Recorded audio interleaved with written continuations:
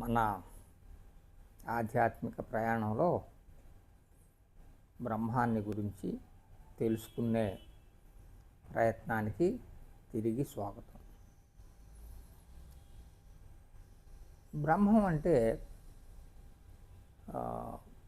సత్యం, జ్ఞానం, అనంతం అని మూడు పదాల యొక్క కలయికగా దానికి నిర్వచించటం, ఒక అడ్రస్ ఇవ్వటం అనేది తైత్రీయ ఉపనిషత్తులో జరిగింది.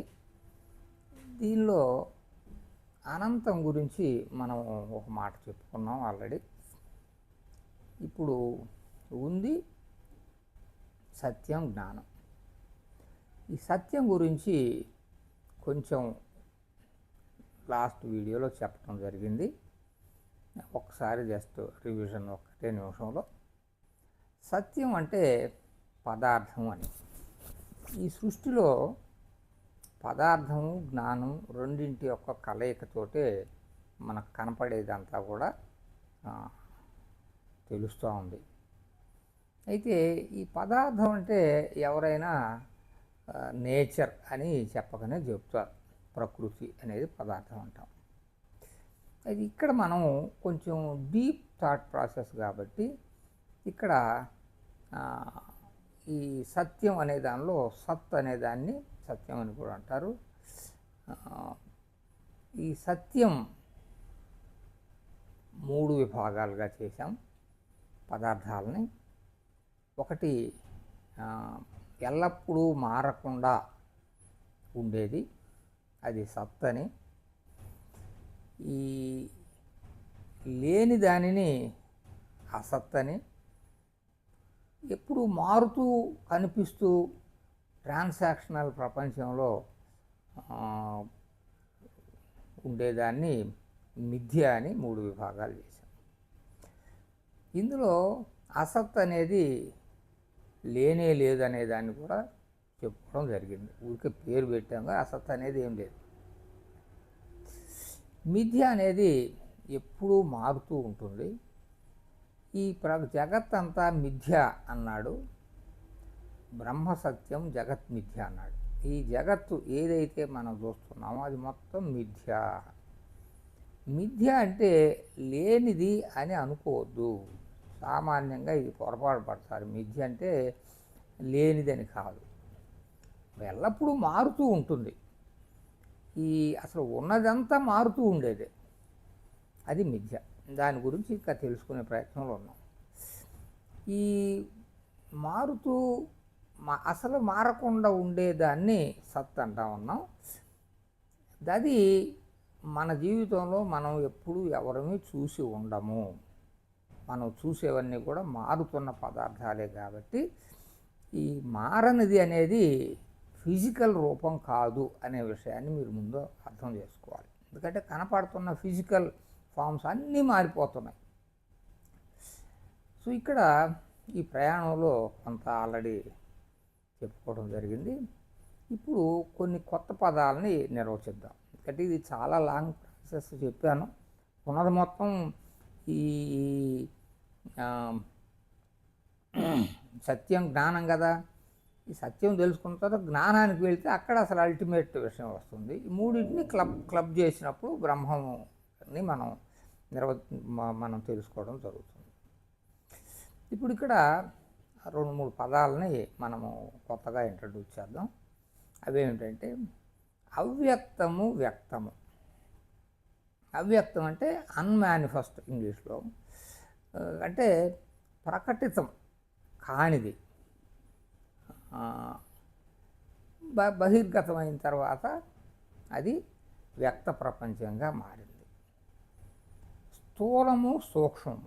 స్థూలం అంటే గ్రాస్ అంటారు, సూక్ష్మం అనేది సటిల్. సూక్ష్మం అంటే కంటికి కనపడనది అని. మనం ఏదైనా ఒకటి చూస్తున్నామంటే కన్ను మాత్రమే కాదు, ఇంద్రియాల ద్వారా ప్రమాణాలని అప్లై చేసి చేస్తాం. ప్రమాణాల గురించి చెప్పుకోవడం జరిగింది. అనుమానము, శబ్ద ప్రమాణాలు కూడా వాడుతూ ఉంటాం మనం. ఇక ఈ విషయంలో కొంచెం ముందుకు వెళ్దాము.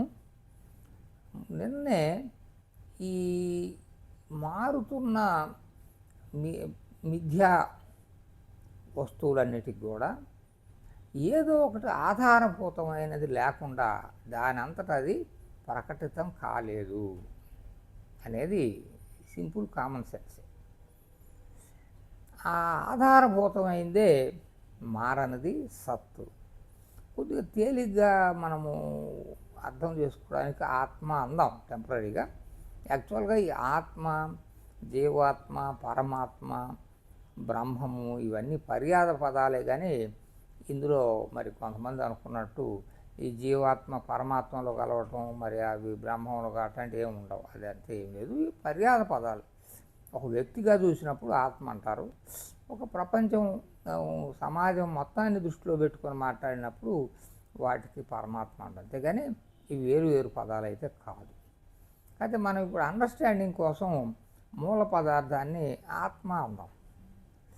అవ్యక్తం అనేది ఆత్మకి తీసుకున్నాం జస్ట్ ఫర్ అండర్స్టాండింగ్. పోయే కొద్దీ అవన్నీ మారిపోతూ ఉంటాయి.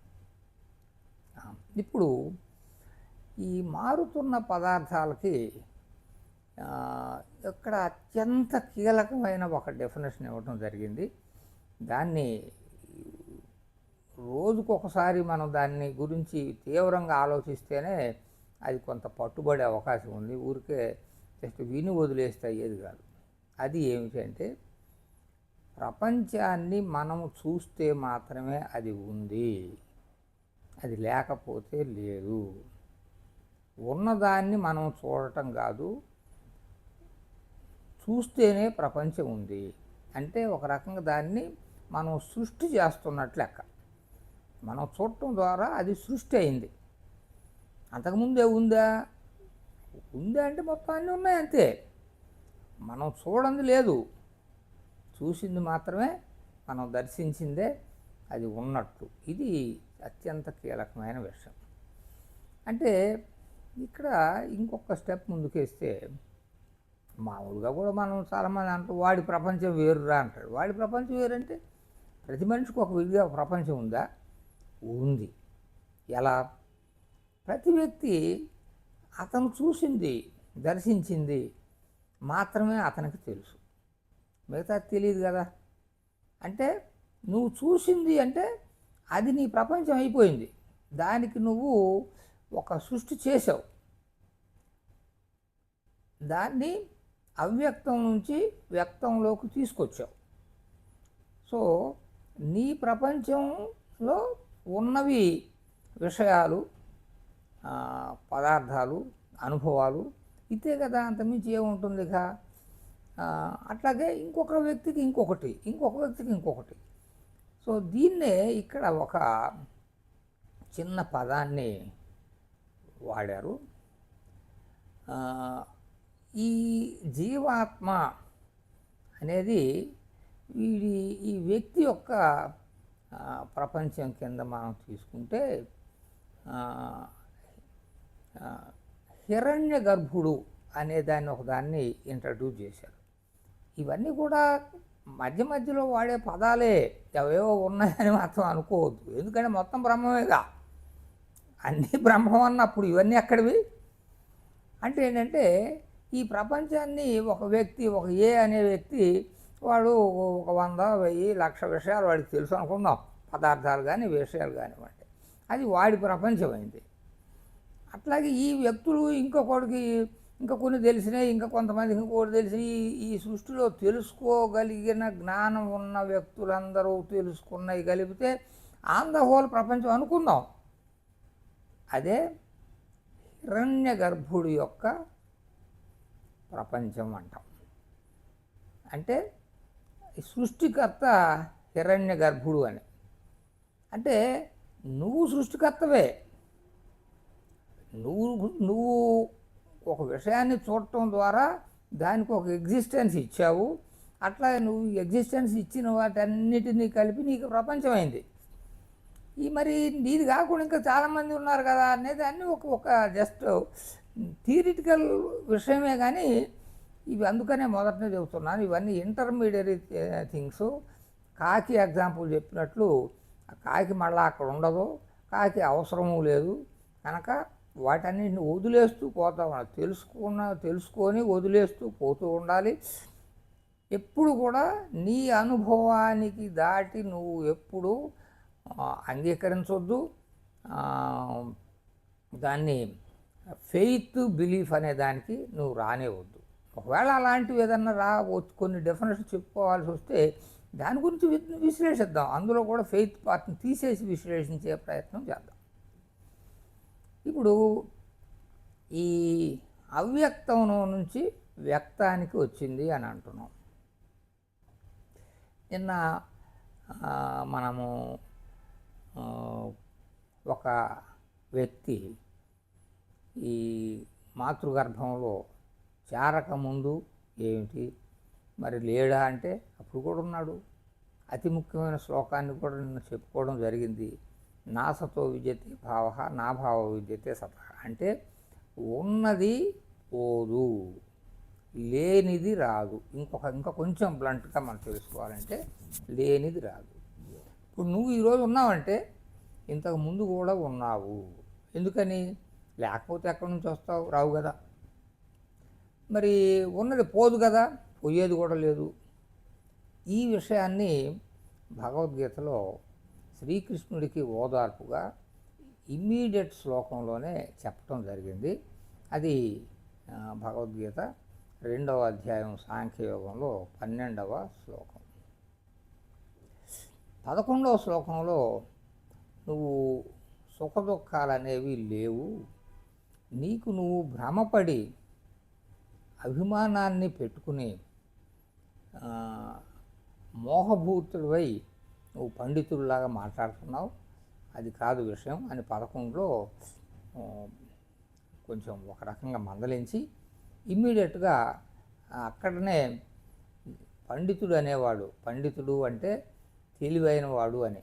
ఇక్కడ పండితుడు రకరకాల జిజ్ఞాసు రకరకాల పదాలు వాడుతుంటారు. ఒకే పదాన్ని రిపీటెడ్గా వాడితే ఎక్కడ కూడా అంత బాగుండదు కాబట్టి వాడతారు. కానీ అన్నీ ఒకటే, వాడొకడు ఇతనొకడు అతనొకడు ఉన్నాడని మనం అనుకోవద్దు. బ్రతికున్న వాళ్ళ గురించి కానీ మరణించిన వాళ్ళ గురించి కానీ పండితుడు అనేవాడు మోహాన్ని చెందడు అని 11వ శ్లోకంలో చెప్పాడు. సుఖదుఖాలు లేవు, పండితుడు ఇలా చేస్తాడని చెప్పాడు. మరి ఆయనకి ఇమ్మీడియట్గా అనుమానం రాకముందే మరి మరణించిన వాళ్ళని జీవించిన వాళ్ళ గురించి దేన్ని దుఃఖపడక్కర్లేదంటే మరి ఏం చేయాలండి ఇది అనేది ఒక ప్రశ్న వేయకుండానే ఆయన చెప్పాడు. నత్వే వాహం జాతునాశం అనే ఒక శ్లోకంలో, ఆ శ్లోకాన్ని మీకు కావాలంటే గూగుల్లో చూసుకోవచ్చు, దానికి ఉంది. ఇమ్మీడియట్గా ఏం చెప్పాడంటే, అర్జున నేను ఇంతకుముందు లేకుండా లేను, ఇప్పుడు నీకు కనపడుతున్నాను కదా, ఇక ముందు కూడా ఉండకుండా ఉండను అన్నాడు. మరి అర్జునుడికి ప్రశ్న వేసే అవకాశం ఇవ్వట్లేదు. మరి నువ్వు ఉన్నావా, మరి నువ్వు చాలా గొప్పవాడివి, మరి నీ నీ నీ గురించి మరి మా కాదు మా గురించి ఏంటనే, నేనే కాదు నువ్వు కూడా ఉన్నావు, మన ఇద్దరమే కాదు ఈ 18 అక్షోహిణీల సైన్యం కూడా ఉన్నారు. అంటే ఈ జీవుడికి మరణం అనేది లేదు. మరణం అనేది లేదంటే మరి తర్వాత ఒక చోట పుట్టినవాడు గిట్టక మానడని కూడా చెప్పాడు. కాబట్టి పుట్టుకే లేదని కదా, పుడితే కదా మరణించేది. కాబట్టి ఇది నేను నిన్న ఇప్పుడే చెప్పుకున్న విషయంలో ఉన్నది పోదు లేనిది రాదు అనే అటువంటి ఆ 16వ శ్లోకానికి అనుగుణంగా ఇది రచించబడింది. అంటే అవ్యక్త రూపంలో నుంచి వ్యక్తంలోకి వస్తాడు, తర్వాత అవ్యక్తంలోకి వెళ్తాడు. అది ఎలా ఏంటనేది ఆ సీక్వెన్స్ వచ్చినప్పుడు చూద్దాం. ఇది చిన్న విషయం కాదు, మొదట చెప్పుకున్న ఒక జీవితకాలం సరిపడని దాన్ని మనం తేలిగ్గా పట్టుకునే ప్రయత్నం చేస్తున్నాం కొద్ది వీడియోస్ తోటే. అయితే మరి నువ్వు వ్యక్తము అన్నావు, బాగానే ఉంది ఇది విషయం. దీని గురించి కొంచెం వివరణ ఇవ్వాలి కదా, అవ్యక్తంలో ఎలా ఉంది, వ్యక్తంలో ఎలా వచ్చింది అనేదాన్ని. దానికి మనం ఆల్రెడీ చెప్పుకున్న నువ్వు చూడటం వల్లనే ప్రపంచం క్రియేట్ అయింది అనే దాన్ని ఎప్పుడు కూడా దీనికి లింక్ చేసుకోవాలి. చేసుకుంటేనే నీకు ఈ ప్రపంచం కనపడుతూ ఉంటుంది. ఇప్పుడు నువ్వు చూసావు, ప్రపంచం ఏర్పడింది. ఈ ఈ ఏర్పడిన వస్తువులన్నీ కూడా మారుతూ పోతున్నాయి. ఈ మారుతూ పోతున్నాయి అంటే మరి అవి ఉండట్లేదు కదా, అదే రూపంలో ఉండట్లేదు కనుక దీనికి ఒక మాతృక మారనిది ఒకటి తప్పనిసరిగా ఉండాలి అనేది ఒక మూల సిద్ధాంతం ఉంది. దాన్నే ఆత్మ అన్నాడని కూడా అనుకున్నాం కదా. ఈ ప్రతి వస్తువుకి కనపడేదానికి మారనిది ఏమిటి అనేది ఈ లింక్ని మనం జాగ్రత్తగా ఎస్టాబ్లిష్ చేసేదానికి మనం ట్రై చేయాలి. స్థూల సూక్ష్మ రూపాలకు సంబంధించిన లింకు అవ్యక్తం వ్యక్తం. సో ఆత్మ అనేదాన్ని జస్ట్ ఒక పదము, మరి దానికి మాతృక అని అనుకుందాం. దీనికి మనం ఇక్కడ ఇంకొక మాట కూడా చెప్పాలి. ఈ Hindu or Indian philosophies including Bauddha and Jaina ఈ భగవంతుడు అనే ఒక క్యారెక్టరైజేషను లేకపోతే దాని విశ్వాసం లేని మతాలు ఇండియన్ ఫిలాసఫీస్ కూడా పునర్జన్మని అంగీకరిస్తున్నాయి. ఈ పునర్జన్మకి కారణం ఈ శ్లోకం ద్వారానే చెప్పబడింది.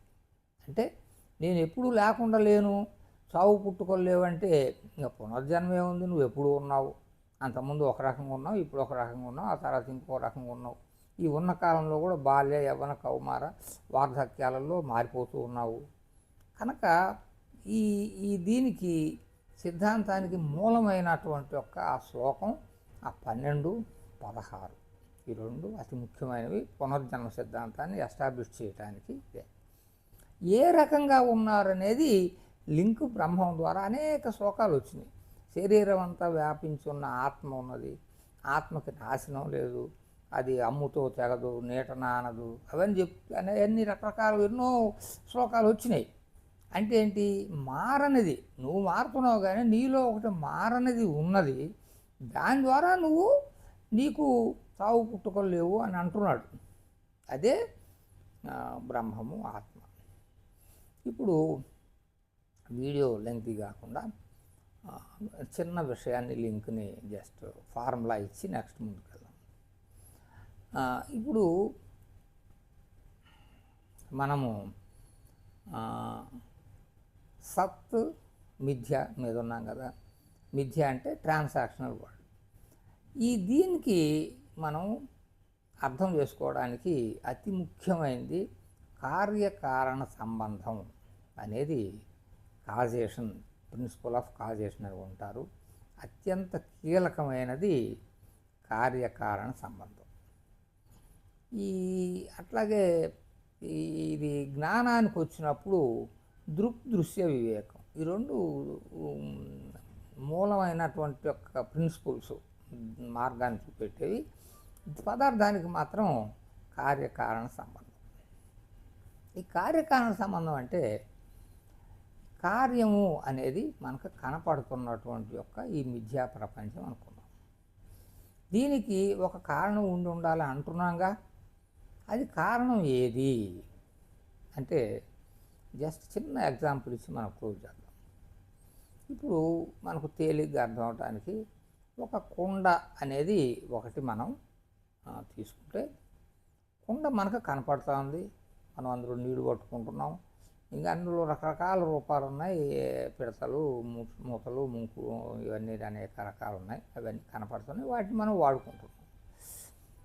ఇది కార్యం. కార్యం అంటే ప్రకటితమై ఉన్న విషయం.